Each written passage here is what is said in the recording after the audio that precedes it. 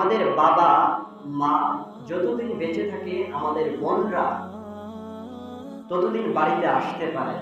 যখন মা বাবা জীবিত থাকে না, ওই বোন আর ভাইয়ের বাড়িতে আসতে পারে না।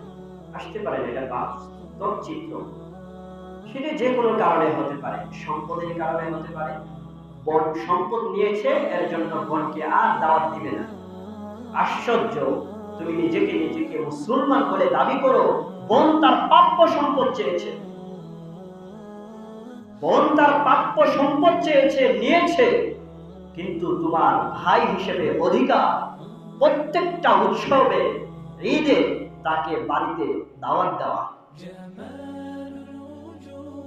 মন খারাপ, বোন সম্পদ কেন চেয়ে, আবার সম্পদ চেয়েছে তো চেয়েছে, বাড়ির সম্পদে কেন ভাগ বসায়?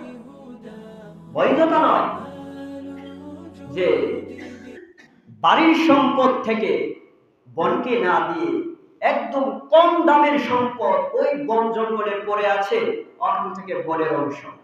বৈধতা নয়।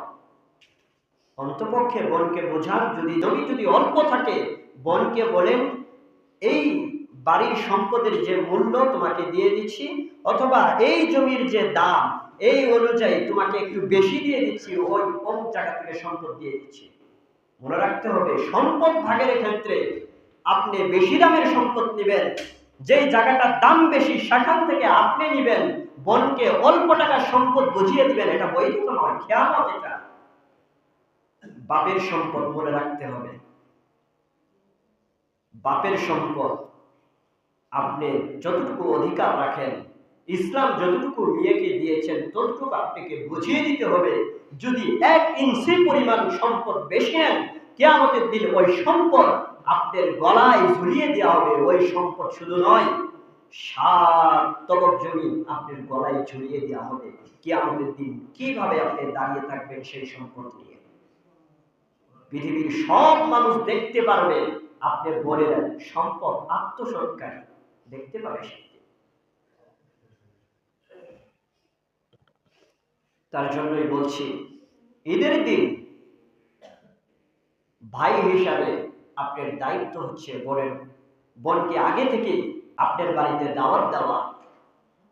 যদি বোন না আসে, তাহলে অন্তপক্ষে ঈদের দিন তার বাড়িতে যায় দেখা করে আসা।